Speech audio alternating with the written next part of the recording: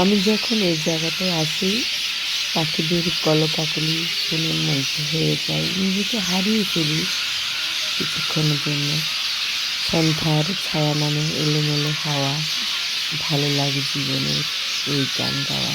বিভিন্ন গানগুলো মনে পড়ে আমার, ইচ্ছে করে গলা ছেড়ে গানগুলি গাই, কিন্তু আমি তো শিল্পী নই, সেজন্য গান গাইতে পারি না। তো আপনাদের জন্য ভিডিওটি করছি। দেখতেই পাচ্ছেন এটা হচ্ছে আমাদের ফেনীর ছাগলনাইয়ার উপজেলা স্বাস্থ্য কমপ্লেক্সের সান্ধ্যকালীন চিত্র। এখনও যে আলোগুলো দেখতে পাচ্ছেন, এখনও মানে যে সোডিয়াম লাইট সবগুলো এখনও জ্বালানো হয়নি। ঠিক মাগরিবের আজান দিচ্ছে এটাই, দিয়েছে এটাই।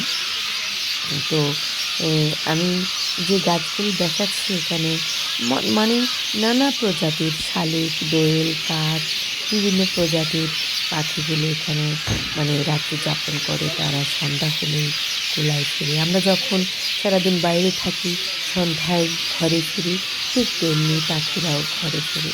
এই যে পাতা আর গাছের পাতা এবং পাখি কিন্তু মানে একাকার, মানে মানে মনে হয় যেন পাতা থেকেও পাখির সংখ্যা বেশি। কিচিরমিচিরির কারণে আমার ভোকালটা নিশ্চয়ই শোনা যাচ্ছে না। এই যে এখন কিন্তু সোডিয়াম লাইট জ্বলে গেছে, এখন আরও সুন্দর দেখাচ্ছে। তো আমি মুগ্ধ হয়ে যাই, কিছুক্ষণের জন্য নিজেকে হারিয়ে ফেলি।